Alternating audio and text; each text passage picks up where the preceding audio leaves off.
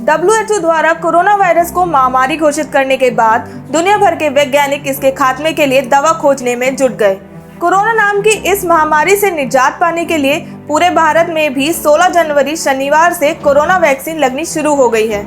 लेकिन इस वैक्सीन के लगने के बाद भी कुछ सावधानियां बरतने की सलाह दी जा रही है, जिसके बाद कोरोना वायरस से पूरी तरह से बचाव संभव हो पाएगा। ट्रेंडिंग न्यूज़ के इस वीडियो में जानते हैं इसे लगवाने के बाद भी आपको किन सावधानियों का पालन करना जरूरी है और कोरोना वैक्सीन किन लोगों को नहीं लगाई जाएगी। इन लोगों को नहीं लगाई जाएगी कोरोना वैक्सीन। वैक्सीन केवल 18 या उससे ऊपर के उम्र के लोगों को ही लगाई जाएगी।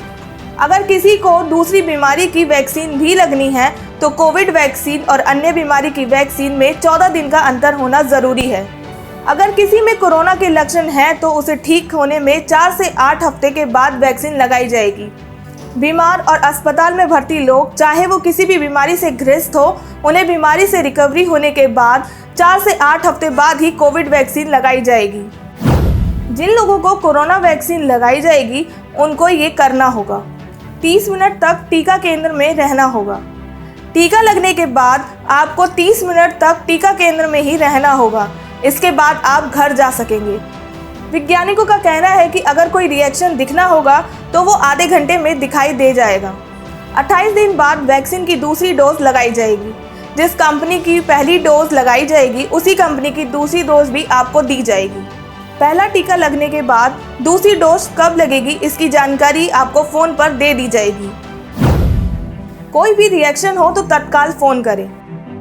अगर घर पर आपको कोई रिएक्शन दिखाई दे रहे हैं तो टीकाकरण कार्ड में कुछ आवश्यक मोबाइल नंबर दिए गए हैं जिस पर फ़ोन किया जा सकता है।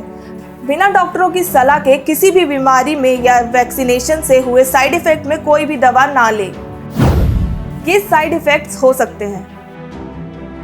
जहां इंजेक्शन लगाया गया है वहां दर्द, सिर दर्द, थकान, मांसपेशियों में दर्द, असहज महसूस करना, उल्टी आना, कमज़ोरी महसूस करना, बुखार, पसीना आना, सर्दी जुकाम आना।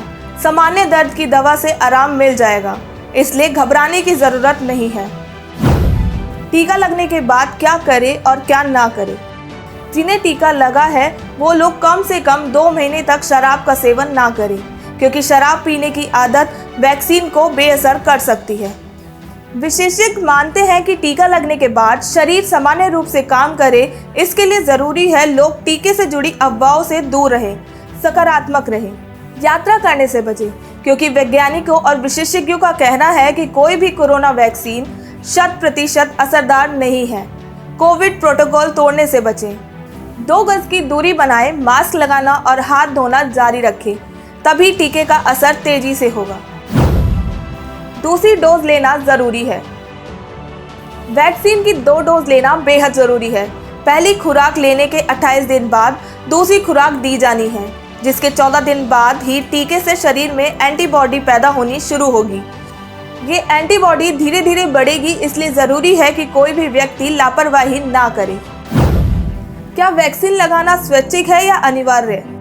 वैक्सीन लगवाना पूरी तरह से स्वैच्छिक है और इसके लिए कोई ज़ोर ज़बरदस्ती नहीं की जाएगी, लेकिन वैक्सीन लेने की सलाह दी जा रही है।